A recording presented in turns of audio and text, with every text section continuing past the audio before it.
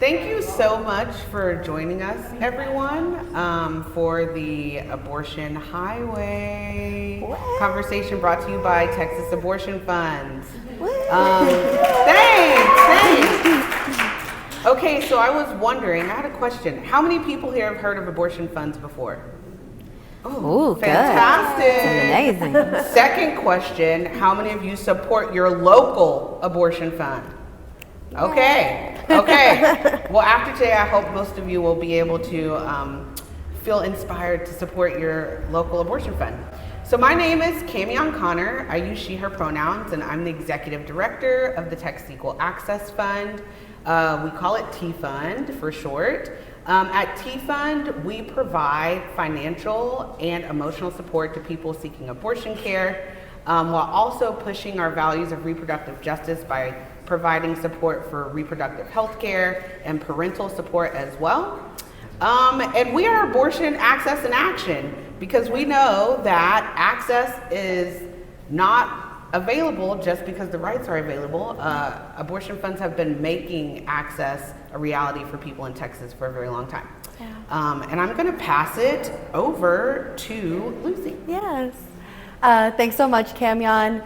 And so keeping in that same tone, we have another question. Who here is someone or loves someone who has had an abortion? Everybody loves somebody who has had an abortion. And that's what we're here today to say. We know that for so many folks, they want us to believe that we are in the minority as folks who support abortion seekers, and that's not the case. My name is Lucie Arvallo. I use she, her pronouns, and I am the executive director at Jane's Due Process. We're the only abortion fund in the country that exclusively focuses on helping young people, and that's because we are very cognizant of the exacerbating barriers that face young people when accessing the full spectrum of their reproductive health care. We turned 25 this year, so it's a big year for Jane's Due Process.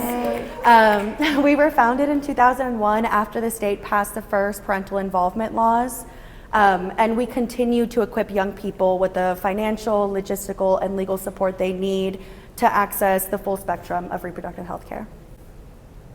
And I'll pass it over to... Hi, y'all. I have another question for you. Raise your hand if you support abortion access. Everyone's hands should be up. Yeah! Because if you support healthcare, you support abortion access. My name's Rupani. I use she, her pronouns, and I'm the executive director at Fund Texas Choice. Fund Texas Choice was founded in 2013 to support Texans to travel to their abortion, because we know that if people can't pay for their abortions, they likely can't pay to get to their abortions. And so we came to fill that gap in a little over 12 years ago after House Bill 2, which shuttered over 75% of the clinics in Texas. So Texans who were already having to travel far and wide, because let's be real, y'all, Texas is massive, had to travel even further to access care. And so we're here as the first statewide practical support organization of Texas to provide that care. And we've been doing it for 12 years, and we're here to continue to do that work. But our hope is that every Texan can get access to abortion in their own zip code for their entire lives if they want to. I'm gonna pass it over to Zaena. Hi y'all. My last question for you all is, who here is confused about abortion access and laws in Texas? Raise your hand. Yes, they're very confusing, and hopefully after today's panel, they'll be a little bit less confusing for everybody here. But we're super excited to be here with you all today. My name is Zaena Zamora. I'm the executive director of Frontera Fund. I use she, her, and ella pronouns. Frontera Fund is an abortion fund that works out of the Rio Grande Valley, but we support anybody who's living south of San Antonio and anybody who's living in a border community in Texas, and any undocumented person living in the state.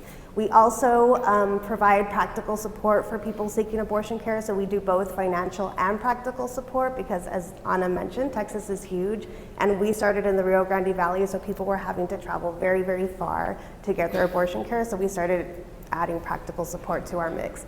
So we help pay for their appointment, flights, and hotel stays, and bus rides.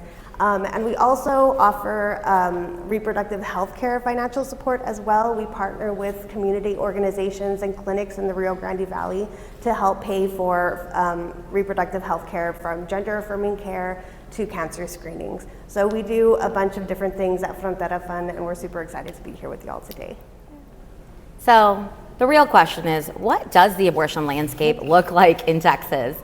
You know, and we think about it sometimes, and a lot of people are like, oh, it's awful. And yeah, it is bleak, but it's also beautiful because abortion funds are here to help Texans take care of their abortion access needs to the best we can. As I mentioned, Fund Texas Choice was founded after House Bill 2. House Bill 2 essentially asked abortion clinicians to have admitting privileges in nearby hospitals in order to provide abortion care. That was in 2013, and as you know, Texas is not only just an abortion desert, it was a healthcare desert. So there weren't hospitals in every county or every city in Texas when this bill went into place. And so clinics had to shut down. And the panhandle of Texas and West Texas were highly impacted. And so Texans were traveling far and wide. We went from over 40 clinics in Texas to 8 clinics in the state of Texas by mid-2014. And so Texans were leaving the state and were trying to get to major cities like Dallas, Houston, San Antonio, Austin to get care. It wasn't easy though, because they had to travel, they needed housing, they needed potentially food assistance. And so when Fund Texas Choice came in to kind of fill that gap, we were like, okay, this is great, we're able to support Texans. And at that time, up until about the 6-week ban in Texas, so SB 8, 2021, we were spending about $350 to $400 per person to help them travel and get back to their home from their abortion care. And we were serving about 40 to 50 folks per month. September 1st, 2021 happens. Overnight, we're getting 40 calls a day, and we're getting about 400 calls a month now, Texans asking us, hey, can you help us travel to our abortion care? And so we went from 40 calls a month to 400 a month, and that's true today. And so now we're spending over $1,400 per Texan in some cases, and the average was pretty significant. And so, you know, our Texans are traveling that we serve about 1,466 miles, that round trip to access their care. And last year, the callers we served traveled 1.49 million miles to access abortion care, which is about 60 trips around the earth. And the furthest trip was to Maryland. And so we're talking about Texans having to travel far and wide across the US to access that abortion care. It's not easy, and it makes it really difficult. But you know, what's interesting is people didn't realize that Texans were traveling out of the state long before abortion bans existed. 35% of our callers were traveling out of the state regardless, because again, West Texas and the Panhandle didn't even have abortion care access. And so they were traveling to New Mexico, Kansas, Oklahoma, and Colorado, because those states were actually closer than the nearest abortion clinic in Texas. And now the nearest abortion clinics that most of our callers go to are New Mexico, Kansas, and Colorado. But again, they've gone up to Washington State, Illinois, New York, California, and it's because Texans are having to drive or fly really far to access that care. And this is just a quick snapshot of what we've supported and how much we've had to spend. So in the last year, we spent $1.2 million trying to help Texans travel to their abortion care. And I want you to just put that into context. When I started at this organization in 2020, our annual budget was $560,000. The whole budget. That was travel, salaries, everything. This is how much we spent last year on just travel.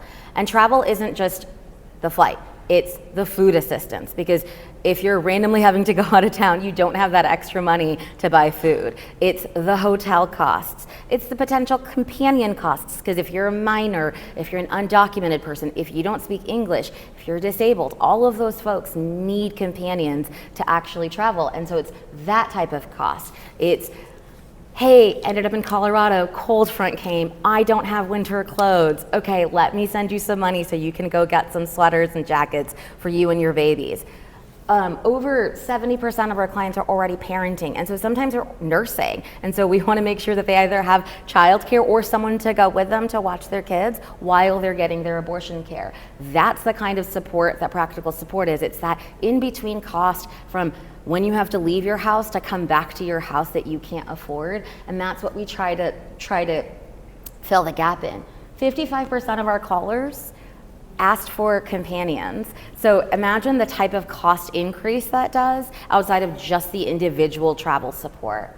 And then as you can see, We had over 3,000 client requests last year, and we were only able to serve 1,000 of them because of the human and dollar capacity, right? Because it is very expensive to continue to keep serving Texans in this way, and we commit to doing that. But unfortunately, as y'all must know, the dollars don't always come in, and so we can support what we can support.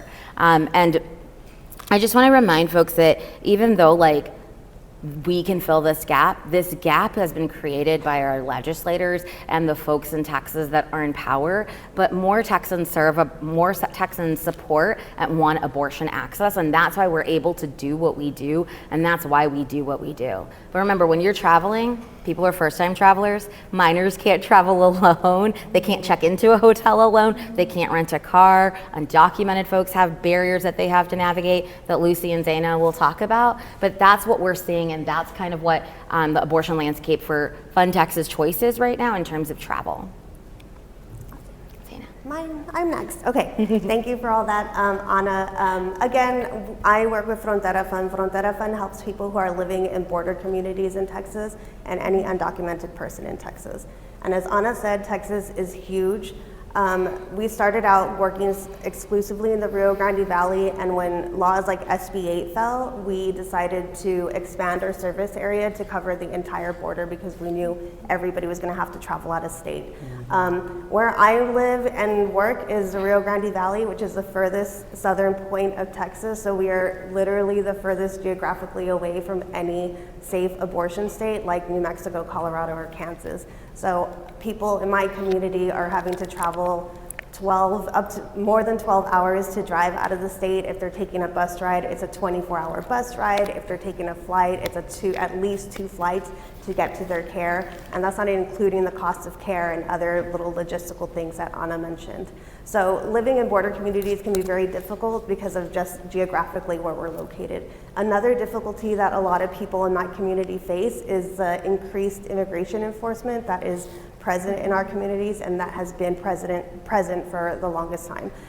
One thing that we have to go through every single time we leave our communities, for example, when I drove up to Austin from the Rio Grande Valley, we have to pass internal Border Patrol checkpoints. So these checkpoints are about 100 miles north of the Texas-Mexico border, and they're run by Border Patrol and Customs, and we are questioned about our citizenship status. So if a person is undocumented or they're traveling with somebody who has mixed status, they have the danger of being detained or deported if they're traveling through a checkpoint. And now at our local airport, there's also Border Patrol presence who will ask us about our citizenship status, even entering into our TSA line. So it's a lot of little barriers like this that really target immigrant communities. Another thing that Anna mentioned is language barriers. Imagine having to travel for care out of your own community, out of your own state, in a country that is not your own, in a language that is not your own. It can be very difficult. One fact that I always like to point out is, yes, English is the most common language in Texas, the next is Spanish, and the third is Vietnamese. So people are having to travel and navigate these types of barriers in a language that isn't their own, so it can be very, very difficult for them. Also, Texas is a very anti-immigrant state, and so Texas passes a lot of laws like SB 4 that pretty much deputizes every law enforcement officer in Texas that allows them to ask about immigration status in the context of like enforcing a Texas law. So if somebody gets stopped for like speeding or whatever, that cop can technically ask you what your immigration status is. Even though he's not a federal officer and he shouldn't have that right, Texas gave him that right to do so. So those are some other barriers that people face.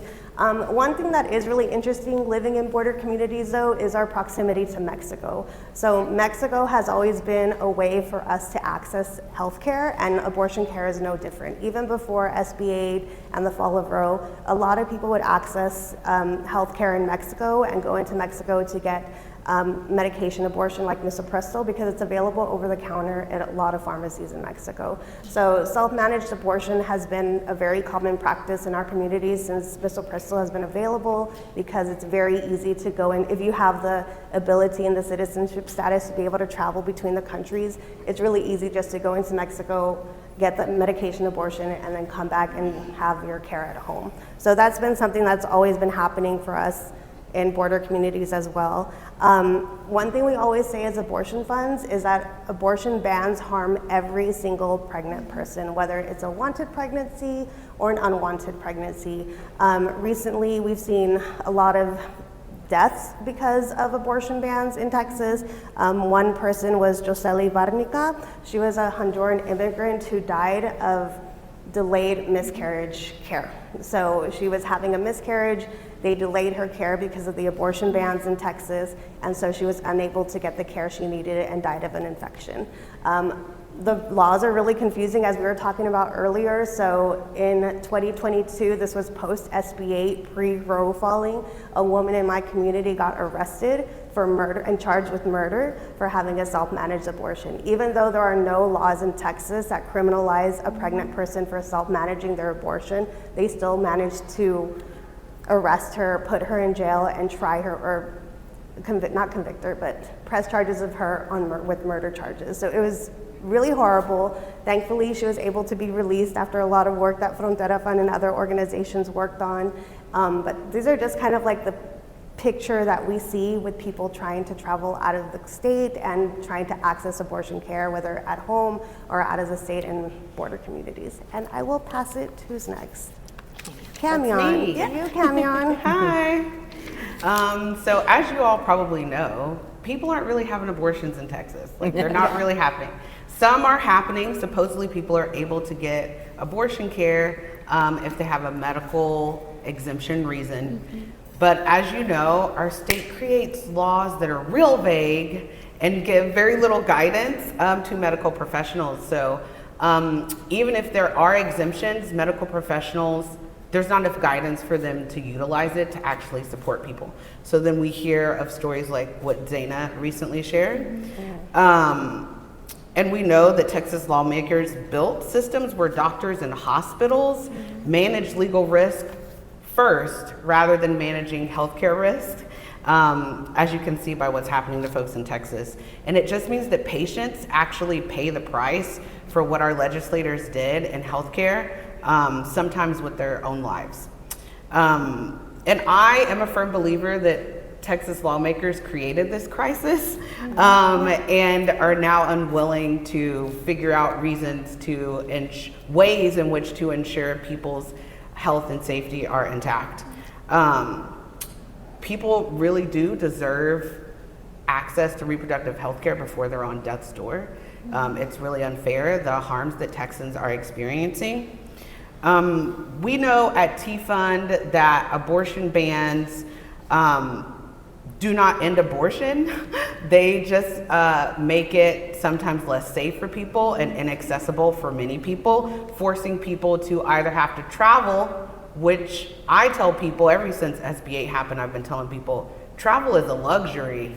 And that is a luxury that our callers, many of them have never even experienced. And for their first experience to be being forced to leave the state for necessary health care, it can be really harmful to them.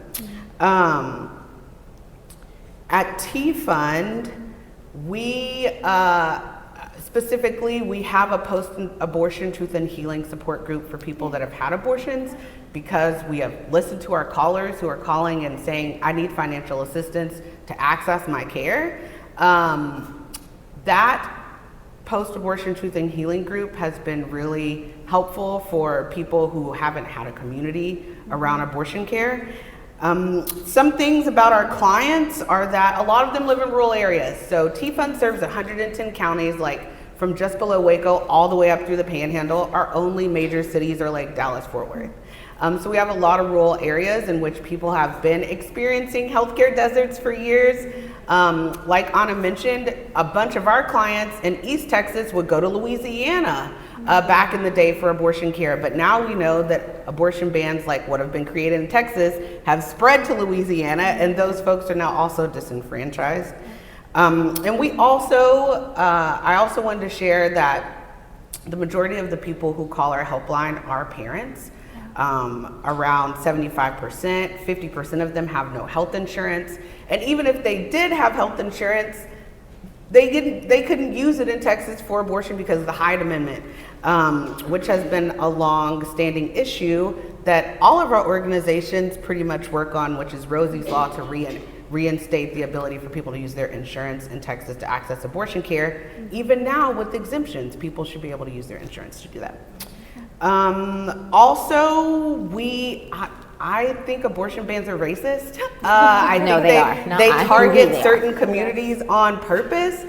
We know that at T-Fund, the majority of our clients, like over 70% of them, are folks of color. The majority of those identify as Black women who have faced huge barriers to accessing reproductive health care in our state.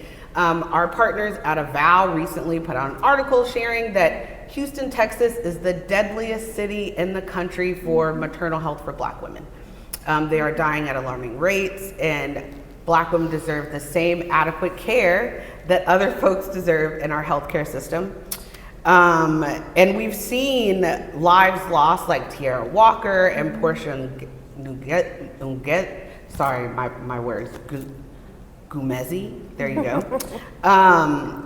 And their lives were lost needlessly because they couldn't access abortion care through miscarriage treatments.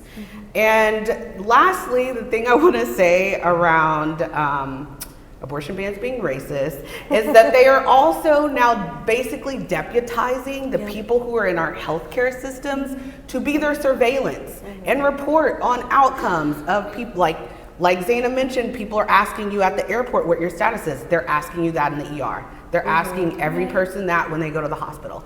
They are being told to report certain miscarriage situations, and it targets Black and brown communities the most, and those are the folks who will be the most disenfranchised by that. Lastly, what happens in Texas doesn't stay here.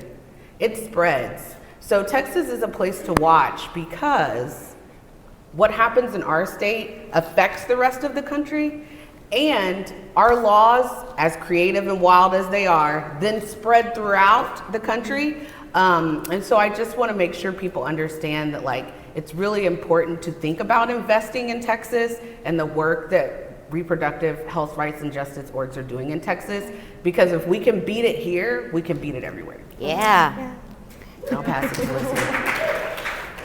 Thank you so much, Kamyon. And I feel like I just want to start with, it's always such a privilege, I think, to be able to, like, not just be on stage with partners, but to be able to hear from the folks that are helping to make sure that abortion is a reality in Texas, even in this landscape.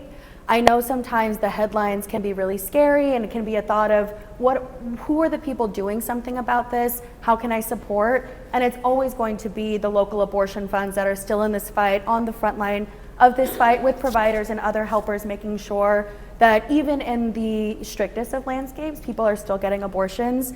Every time someone calls into our line and we're able to help somebody get an abortion, it's an act of revolution, especially in this landscape. And I say it often, but I'll say it again, you know, they can pry this work from our cold, dead hands. We're not going anywhere. So always such an honor to be in community with the folks that are making it happen in real time. At Jane's Due Process, like I mentioned earlier, we do focus specifically, so we're a statewide abortion fund that helps anybody in the state that is under the age of 18. At Jane's Due Process, we know really well that young people have always been used as a litmus test to determine what restrictions anti-abortion extremists can push everywhere for everybody. Even before the fall of Roe, young people were forced to go through extra hoops in order to access abortion care if they did not have parental consent. They had to go in front of a judge, you know, if they didn't have legal support, sometimes by themselves, representing themselves in order to be able to assert autonomy over their own body. Now, you know, just like everybody else in Texas for the most part, young people are having to travel out of state in order to effectuate that care. At Jane's Due Process, as you can see, we're fielding thousands of questions from young people every year. And primarily what we're hearing from folks is they are scared and confused. My colleagues have done a phenomenal job in outlining what barriers exist for abortion seekers in Texas. And, you know, imagine that you are 16 and having to navigate that reality in real time. A majority of our clients are still in school. A lot of our clients are already parents and are being told by the state that while they have full decision-making legal authority over their children, that same legal authority doesn't extend to their own bodies.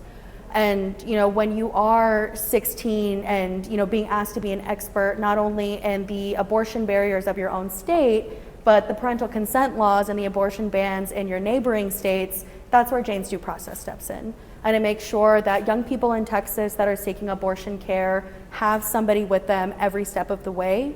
We support both the practical and direct funds for young people, so it means we pay for the procedure itself and also all of the ancillary costs like meals, travel, lodging for the young person and a support person. And again, just to make sure that for those folks that are in already an incredibly scary environment and situation, they're able to get that care with all of the support that we're able to provide them. And even outside of abortion access, I think it's important to name that abortion access doesn't exist in a vacuum for anybody or for any of our communities, but that's certainly true for young people, especially in the state of Texas. Texas teens are subjected to some of the most restrictive barriers on the full spectrum of reproductive health care in the country. That's true for birth control, that's true for sex education, that's true for their ability to move with autonomy. For birth control, Texas teens are the only in the country that are no longer able to get birth control at Title X clinics without parental consent. And the reason for that is because of a case that was spearheaded by a Trump-appointed judge and a father who was able to weaponize his own religious beliefs and dictate public policy for an entire state. In terms of sex education and information, we are previously an abstinence-only state, now an abstinence-first state. And we did pass, back in November, Proposition 15, which only further weaponizes this idea of parental rights, the idea that parents are given the right to control what information their children receive in any platform, whether that be school or another platform. And so we know that's going to be used to justify additional government overreach, additional censorship, book bans, and access or limited access to information on gender affirming care, on reproductive health care access. And then also, when we're talking about restricting autonomy, we've seen rampant human rights abuses for the young unaccompanied minors that are currently in custody with the Office of Refugee and Resettlement, or ORR custody. As folks in this room may be aware or have seen the headlines, we are currently in the practice of concentrating pregnant minors into a singular detention facility in the state of Texas.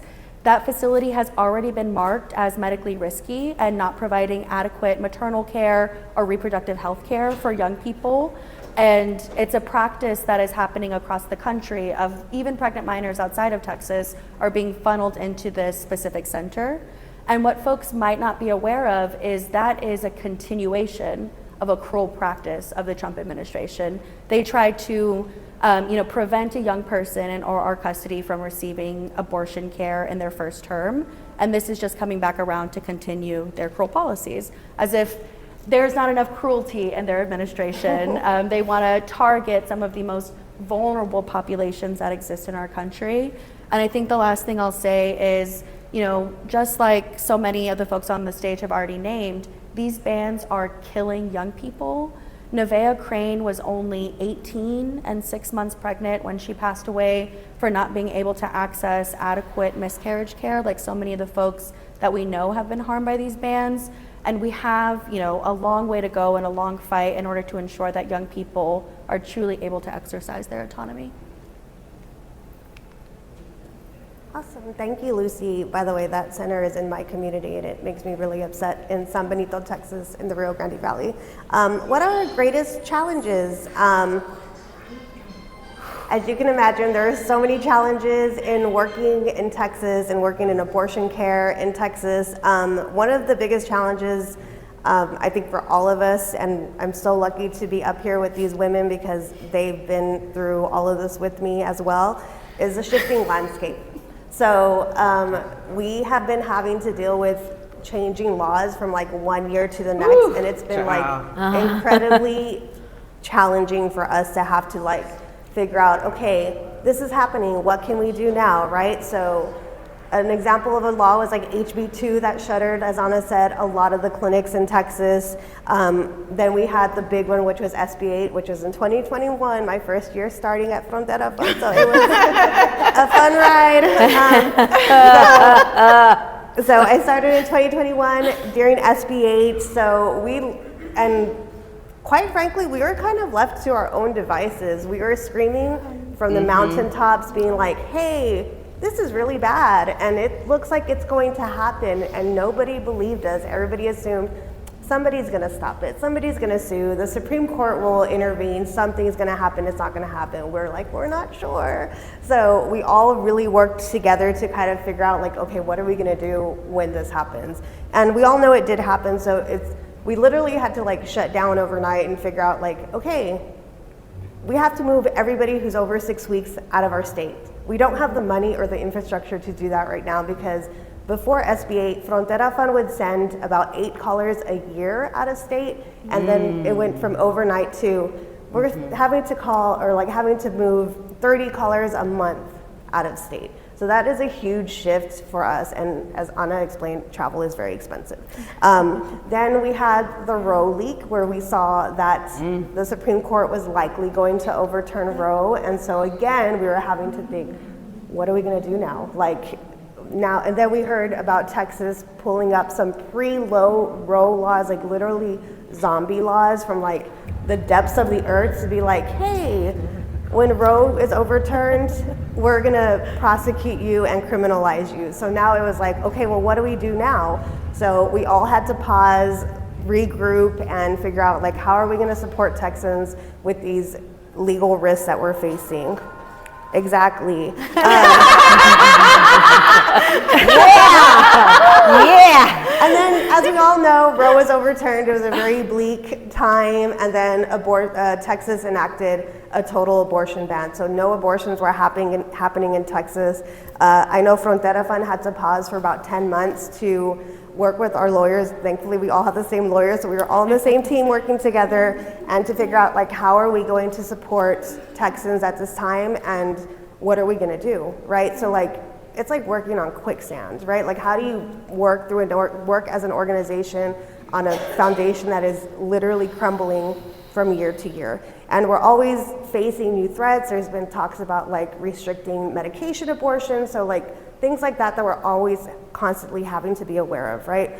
And that's organizational, and that's not even including how people react to those laws. It is very confusing, and it creates a lot of fear. As everybody said up here, a lot of our communities, whenever we talk to them, there's this new level of fear that we didn't hear before SB8. So now they're like, am I gonna get in trouble for doing this? Is it okay if my mom comes with me? Like, all these little questions that we're having to field now is very interesting that it's coming up now, right? It didn't happen before, and it's happening now. So these laws create a lot of fear and misinformation, and there's just a wide breadth of misinformation around abortion laws and abortion in Texas. Texas also gives a lot of money to anti-abortion centers, or they're also called crisis pregnancy centers. So that's another challenge we face. These centers prey on vulnerable people and basically tell them like, yes, you can get an abortion here, and then they basically lie to their face, right? For immigrant communities, they're facing a lot of other challenges as well. As I mentioned, the internal checkpoints, there's an increase in immigrant enforcement in border communities, and a lot of people are literally unwilling or unable to leave their homes. So even if it's to send their kids to school or to go to their healthcare appointment, as Kamyon said, they're getting asked about their immigration status even at hospitals. The state of Texas made it a law that if you are funded by the state at a hospital, they're required to ask you about your immigrant status, and people are afraid now to go to the hospital. Funding is a huge challenge for us. We don't have the greatest funding. We get a lot of RAGE donations, which are really, really great. We got a lot of RAGE donations after SB8. We got a lot of RAGE donations after Roe fell, but RAGE donations are not a sustainable model, right? And we need to be invested as though you want us to win this fight, right? Like, it has to be this long-term investment. where it's multi-year, where we are able to do legal challenges, we're able to support our communities, and we need to be invested as though we need to win. So yeah, that's where I'm going to end, and I will pass it to you, Kamyon. Thanks, Zaena. Yeah. Love that the whole place gave us a round of applause. So I'm going to talk a little bit about some of the challenges that T-Fund faces. I think one of the things that we have seen happening a lot, we do follow-up calls. So we call our clients after we've provided them with financial support for their abortion, because we know that just paying for their abortion does not negate or get rid of the reason why they called us, which was they are facing multiple barriers. So we call to just see if there is anything we can do, provide additional resources, and route them towards our post-abortion truth and healing support group for people that have had abortions. What we have heard from people over and over again on those calls and in our PATH group is the fear and intimidation and shame they have felt in the more recent years, even people who were in PATH before SB 8.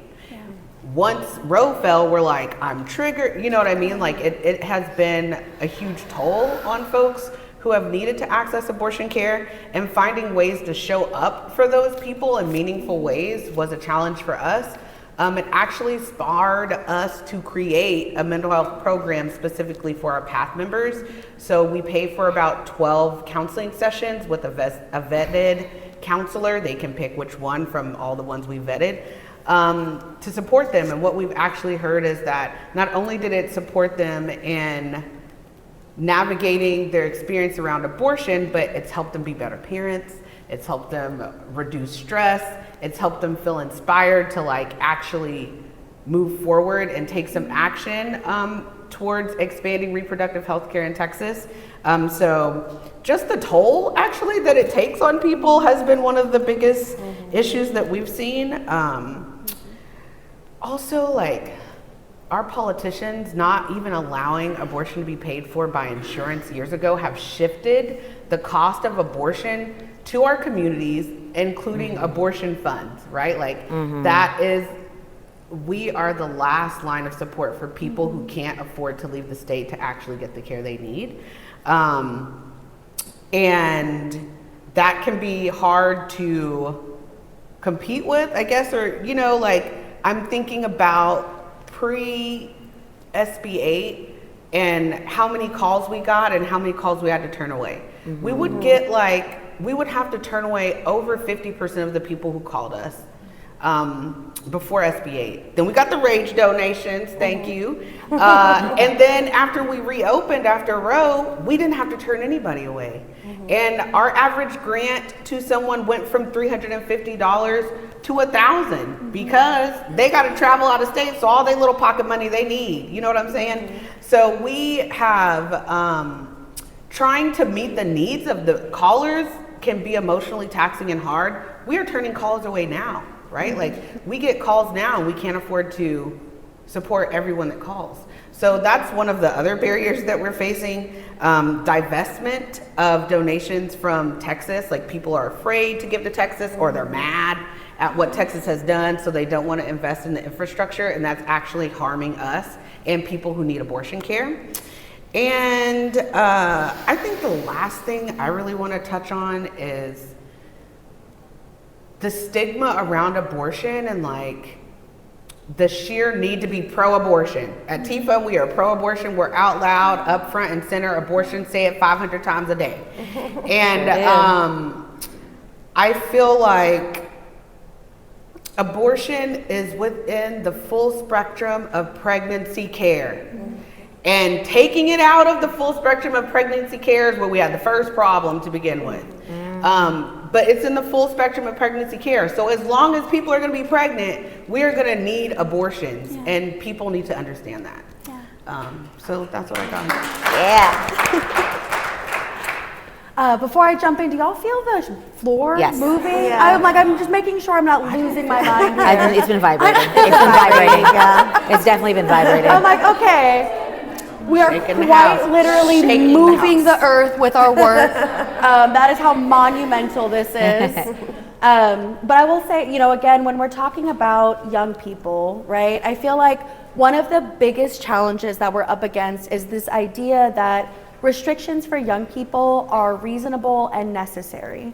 So even for folks that are, very much on our side, are pro-abortion, do support abortion funds, still can have a hesitancy around the idea that young people should be fully in charge of their own autonomy.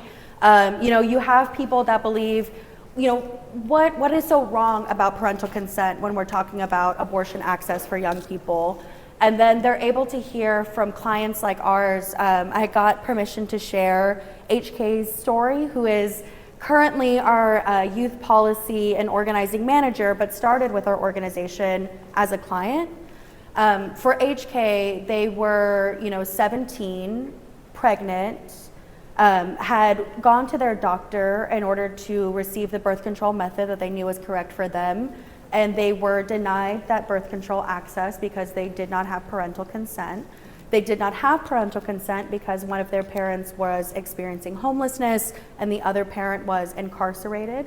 So you had a young person who was already a parent who attempted to get birth control, was told no, and then needed to get an abortion and was told they couldn't consent to that by themselves either. They needed to go through the judicial bypass process.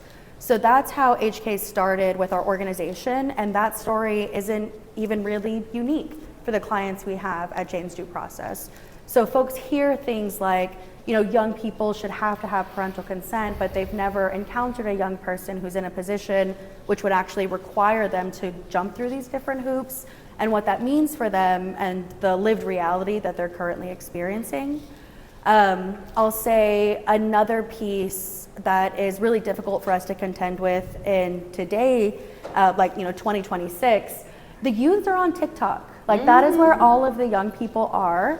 And for folks that are not on the TikTok, trad wives are really taken over. And so in one study in 2024, analysts found that 50% of the birth control posts that were on TikTok were negative and were spreading direct misinformation on birth control, targeting specifically young people. And so we know that despite decades of research that demonstrates that birth control is effective, particularly hormonal birth control, you now have a new generation of young people that are being inundated with fear tactics and intentional misinformation to move them away from birth control. And then the final piece that I'll name is, I mentioned it before, but abortion access, particularly for young people, does not exist in a vacuum. So when we're talking about, a young person who has to navigate an abstinence first, or a football coach that is leaning heavily into the abstinence only, health education, that was my experience in high school going through my sex ed. Or you're making it harder for them to get birth control, or you're making it more difficult for them to get to a Title X clinic, and you're taking these levers of access and then you're demonizing them for abortion care without recognizing that all of those things work in tandem together. When we're talking about abortion access, we do ourselves a disservice. So really wanting to combat all fronts when we're talking about, what does abortion access and need look like for young people. Thanks, Lucie. And then I'll just quickly talk about the greatest challenges and needs for travel purposes, right? So I know you'll keep hearing us say rising costs of everything and travel costs specifically, but travel can't be seen in a vacuum. And I say this because think about what you're here for this week. South by Southwest. How expensive were your hotels? How expensive were your flights? We navigate that system on the daily. And so when we first had to start sending everybody out of state, we were like in Oklahoma, when Oklahoma had access and Texas didn't. One weekend a hotel room would be $99, and the next weekend it was $299. And I was looking at the calendar and I was like, oh, OU is playing. Yeah. Those are the little things that we have to think about on the regular, right? The balloon festival. Yeah, or the film festival, or the cherry trees in DC. We have to think about all of that when we're thinking about how we're doing travel, because every one of those weekends costs go up. And then think about what is happening globally right now. Oil prices have gone up, and what have we seen with flights? flight costs are doubling, and like my trip here on a flight was $500 from the North Texas region. That shouldn't be allowed. Like, I can fly to Boston for $500, or I can fly in the state for $500. And so we're experiencing that like increased travel cost, and that's a big challenge as money keeps drying up. The second part, we've talked about bad laws in the state. So part of SB 8 coming into play was a playbook created by an awful human who was going through the state to pass sanctuary cities for the unborn. And he had over 80 cities that signed on to sanctuary cities for the unborn that said, we're a city for the safe city for the unborn. Abortion can't happen here. Nobody cares about it. We don't want it. Not true, but he was able to pass these ordinances. So they were like, oh, we have buy-in to pass a ban in Texas before Roe falls. That same human, awful human, is going around and then now saying, oh, we should do road use travel bans. And so he's going around to the Panhandle and West Texas, where people are going north and west to access abortion care, and trying to pass ordinances in those cities that say, hey, if you use our roads to leave the state to go access an abortion, that is illegal. And he's been able to get buy-in from several cities and several counties, and he's going around and trying to get more buy-in in North Texas. He's trying to do it in South Texas, and they're trying to ban travel for access to abortion care. And so the constant changing landscape on the legality side makes it really difficult. And I'll say like a personal story I didn't have an abortion, but what I did have was a DNC to remove a polyp after SB 8. And that polyp was really painful. I was bleeding every single day for months on end. And they're like, you have to do a DNC to remove this polyp. But you have to take misoprostol the night before, which is a part of the 2-drug regimen to have a self-medicated abortion. Or you have to take misoprostol the next morning. It thins your cervical lining, will make the DNC easier. Go to the pharmacy to pick up the misoprostol the night before my surgery, as doctor recommended. Pharmacist won't dispense the medicine to me. SB 8 is in effect. I don't know if you're having an abortion. I can't give you this medicine. I went to 4 different pharmacies. All of them rejected me. I had to delay my procedure by over a month. Not an abortion, mind you, but because it was the same procedure that you could have an abortion using same drugs that would have been to have an abortion, I was denied health care. And that's what abortion bans do. Abortion bans are a part of the full spectrum of health care, and they impact the full spectrum of health care, which, as you can see, did happen.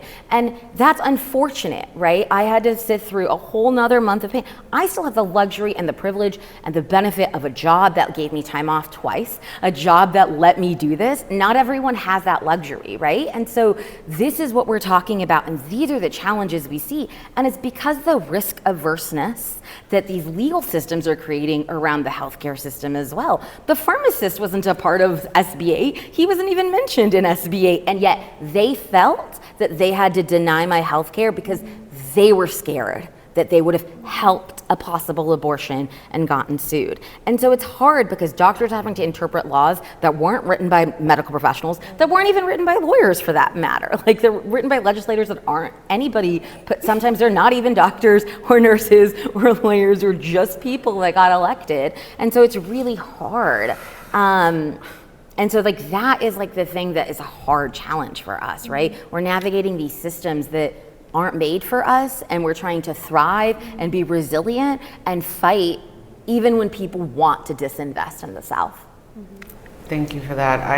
I started laughing while you were talking because I just remember being at the Texas Ledge this year. 2025, last year. And a lawmaker who was trying to ban people from being able to get pills through the mail for abortion, a hospital came and they were like, we have these on the crash carts. We have these pills on this, that, and the other. And they were like, it's used for other stuff than abortion. I'm like, people have been saying this to you for hours. So anyways, it's just ludicrous, the laws they make, without having any factual information about what they're doing, and they're corrupting the healthcare system. Okay, so our next question is, how can people get involved, which I'm sure some of you are eager to know. I'm going to talk about how you can get involved at T-Fund. Okay, so number one thing everybody is going to tell you is you can donate. Donate. Okay, you can donate your dollars. There is a lot to pay for. We're paying for abortions at around $1,000 a pop, or logistics for even more than that in some cases. Also, T-Fund pays for emergency contraceptives and O-pill that we give to our communities for free. We also are paying for infant care supplies to support our clients who are already parents. And so there are a lot of needs for our community members that we see arising that could use some funding. If you'd like to donate, you can go to tfund, tafund.org/donate.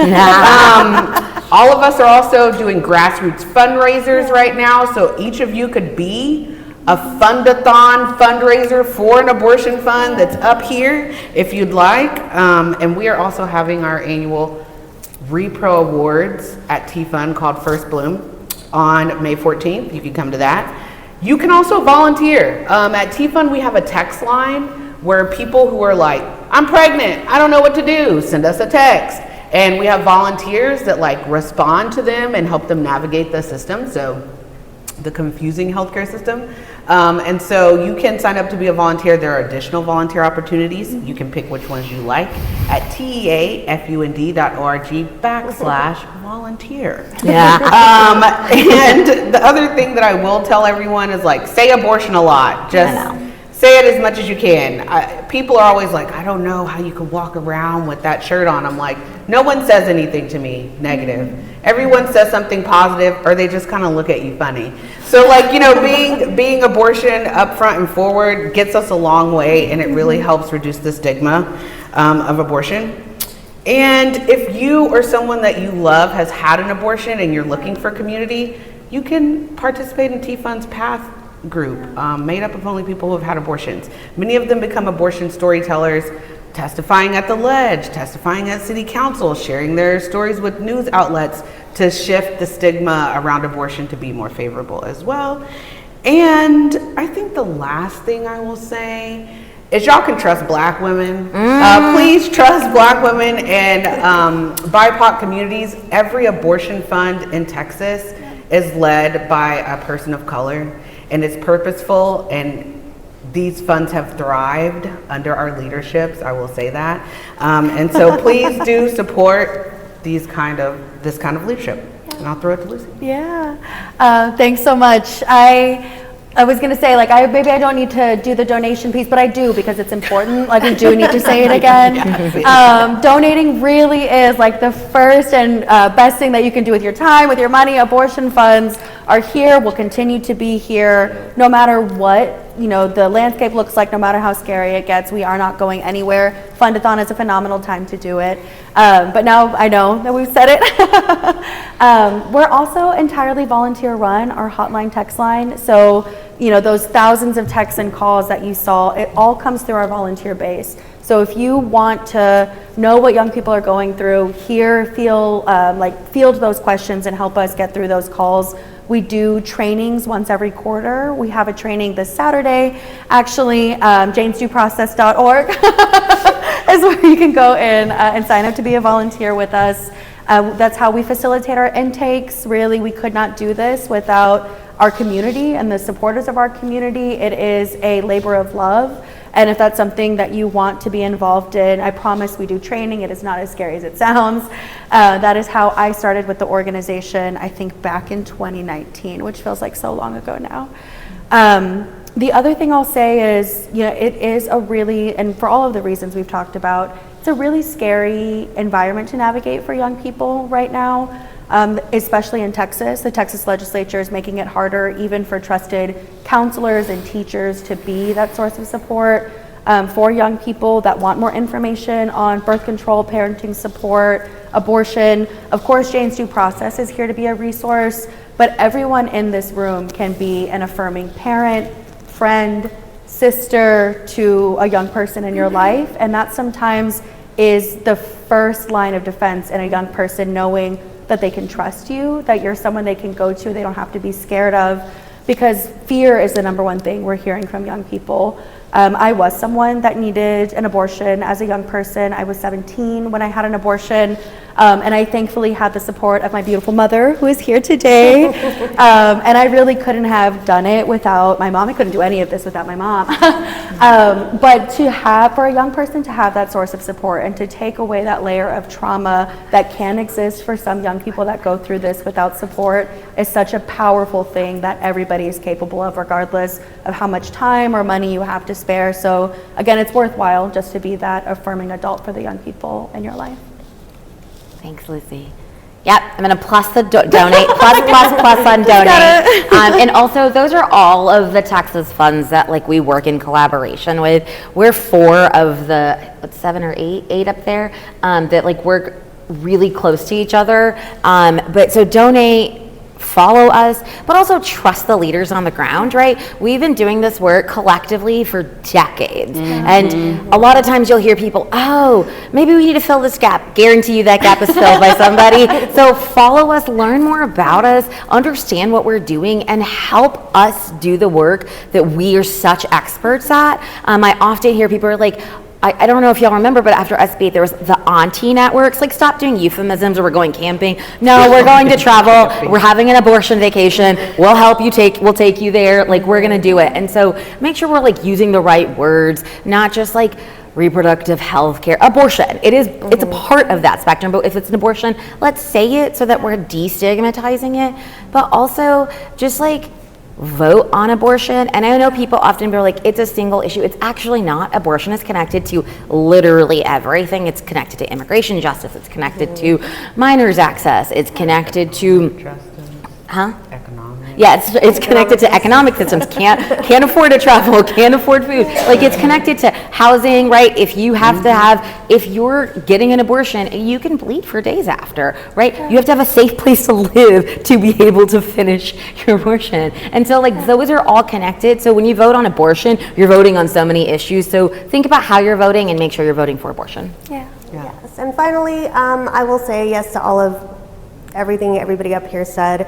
One thing I always tell people whenever I'm tabling and people come up and they'll see like the emergency contraception we have, or like the condoms, or all the safe sex stuff we try to give away, they're like, oh, I don't need that, I can't get pregnant. Become a community resource. Yes. Yeah. Whether you can get pregnant or not, or whether you're having sex with somebody who can get you pregnant or not, become a community resource. I can't get pregnant anymore, but I have a lot of Plan B at my house, because guess what? I have nibblings who can get pregnant, or who can get somebody pregnant, or they always have friends who are like, Dia, my friend needs Plan B, can I get Yes. Please come over and get some Plan B, right? So become a community resource for your like little circle of friends and family. So that's the last thing I'll say. Yeah. Okay. And that's all. And we have a few more minutes if anyone wants to ask a question. We have 2 minutes. If there's Please. a By all question, means. please come on up. Hi. Hi. I'm an emergency doctor, so I've got a lot to say about this. Yes. So I actually have a bunch of questions, but I'm incensed that they won't fill your prescriptions. That just infuriates me. Yeah. As practicing medicine without a license.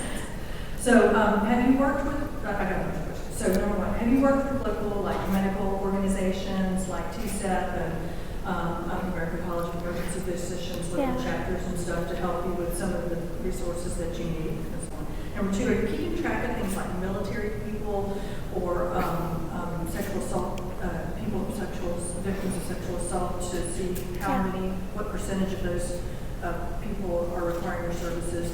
And I forgot my other question, but thank you. Thank you. I think for the first one, for partnering with like local medical associations or chapters, I know one organization that we've all partnered with. Anna is actually a board member of Physicians for Reproductive Health. Also, ACOG is another organization. Oftentimes it happens at ledge session. And so the incredible and amazing emergency doctors and physicians that join these organizations come and show up during ledge session, and we work together to and Kamyon, you said it earlier, like our legislators are not smart enough to be making these bills on medical care, and we often have to work together to remind them of that. that you're not a practicing doctor and you actually shouldn't be making these laws.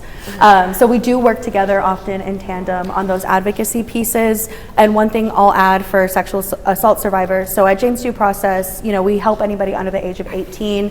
Vast majority of our clients are 16, but we do have and have served folks as young as 12. Often when you have a young person as young as 12 that does need abortion care that is a result of sexual and often family violence, we've had to help young people through the process of preserving fetal tissue so that they could continue to go through the criminal legal process once their abortion was complete to get, to make sure that their perpetrator went through the justice system. So we have had to do that before. I wouldn't say it's a statistically accurate analysis of sexual assault survivors in Texas that come to us, but we have had young people as young as 12 utilize our service. And, Go ahead.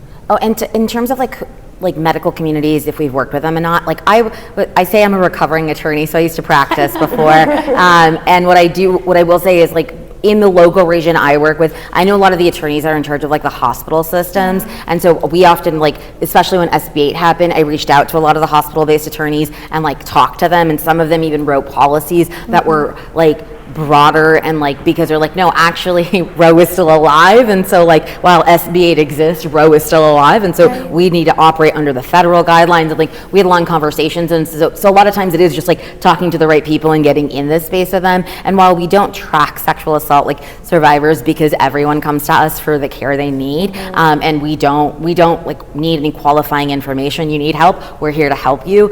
There are a lot of times people will share with us both circumstances in which, so we know that it happens obviously, but we don't track it statistically. That's what I was going to share, just to piggyback off that. We're in a bunch of lawsuits, which keeps us being able to actually keep helping Texas.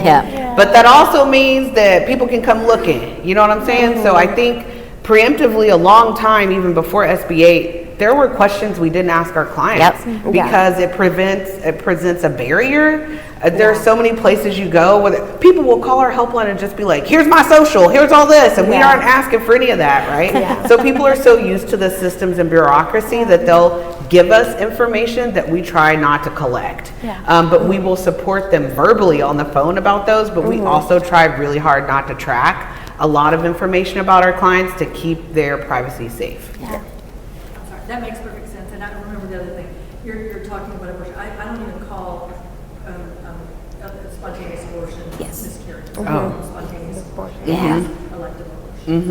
So the language does that. It does. Love Thank you. that. Love that. What I'm wondering about is why hasn't the Texas legislature basically outlawed this whole organization? They've tried. Why aren't they successful? We have really good attorneys. Well, A, we have really good attorneys, but B, the work we do isn't, we are not providing the abortions, right? What we are doing is providing the in-between care, and so we filed lawsuits. We've filed many a lawsuit to try to, actually, stop the Texas legislature and the leaders of Texas coming after us. So you might recall, if some of y'all might recall, this made national news back in 2023. Ken Paxton was about to get served. He ran away, jumped in a car. That was our lawsuit. So that was our lawsuit that we filed against Ken Paxton called Fund Texas Choice versus Ken Paxton with all of the abortion funds in Texas and an abortion provider. And so we filed this lawsuit. We got a injunction, and so we've been doing this not only on the ground every day helping Texans, we're fighting in the legal system, and we're showing up at legislative session, and we're showing up within our legal, within our actual political communities and educating folks. So it's not just about, hey, we're helping Texans by paying for the cost of X, Y, or Z. It's we're showing up in all of these avenues within our communities collectively to really get them to understand, and then also we're fighting these lawsuits so we can continue to do the work we're doing. And so, and then Can we do that every week? I know. I mean, I wish. Let's get on that. We're gonna. I will say this last legislative session, they introduced SB 2880, which attempted to, if it had been passed, thankfully failed, would have levied criminal RICO charges against abortion funds, helpers, and anybody associated. Yeah. They have tried. They have tried. Try hard. And They try a lot. And Yeah. we all fought really hard, and we're able to They're squash not as good at it. their job as they think they are, and we are better, and so we continue coming out on top, and plan to continue to do so. Yeah. Yeah. That's a great question, though. Thanks. Any other questions? We're over I time. think we're Well, over and time. yeah, but also just follow all of us, because like that's the other, like when we're talking about fighting, like all of us put call to actions out that tell us, like tell folks what to do, how to call their legislators or whatever. And like, I will tell you, last year collectively, we had over 300,000 like people look at our calls to actions Yeah. and then like Yeah. actively use those as ways to publicly comment, and like that helped fight things like 2880 last year, because they had so many people voting against it or saying I'm in opposition, and so just follow us and support us. Yeah. So thanks y'all. And thanks for being here. Yes, thank you. Thank you for